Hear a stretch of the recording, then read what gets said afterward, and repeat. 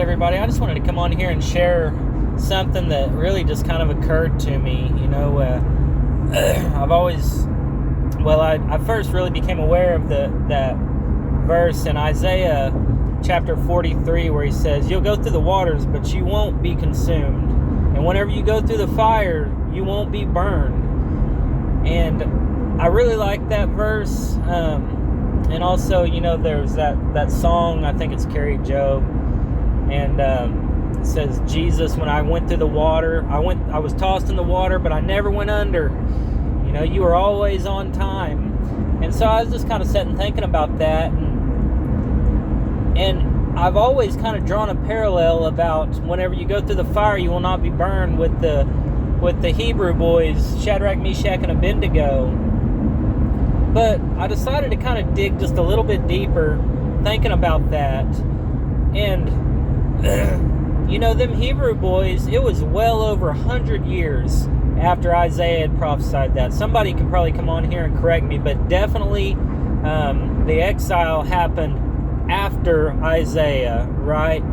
And so I was thinking about the courage and the faith that they had in a foreign land with the foreign king that wanted to kill them, and they stood up based on a word that they had heard, that they had memorized probably from a very young age, that Isaiah had written, and it had been well over 100 years after the fact. And we read these stories.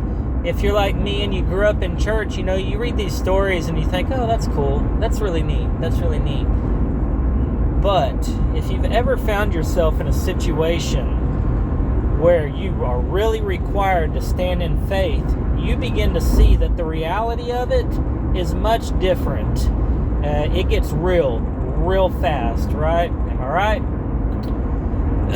And so I just want to point out, them boys, they were boys.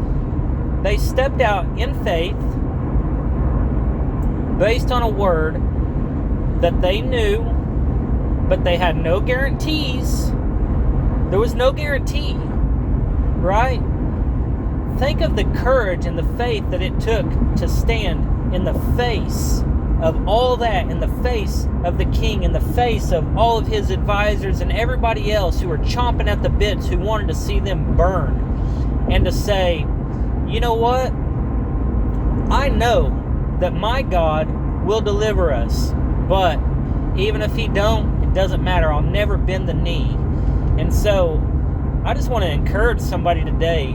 God will always do exactly what he said he will do. He will always look out for his children. He will always protect, and he will never break his promises towards us. And I just want somebody out there to be encouraged. Keep this in mind. God will not let you down. Our walk is based on faith, not on sight, which is, for them, for all intents and purposes, had they ever really seen the hand of God move? I mean, probably they had, but, here, there are people that are not even living in their own country. They've been defeated. They're in exile. They're slaves. Now, granted, they held really high positions, and they had a lot of sway because they were wise, they were learned, educated, and they were handsome. But still yet, that did not keep Nebuchadnezzar from wanting to burn them, wanting to burn them to death for simply not bowing the knee to him. And so does somebody out there be encouraged? God will not let you down. You hold on to the promises that he's made to you. You hold on to the hope for the future that he's given you, that he has worked in your heart, and he will always come through.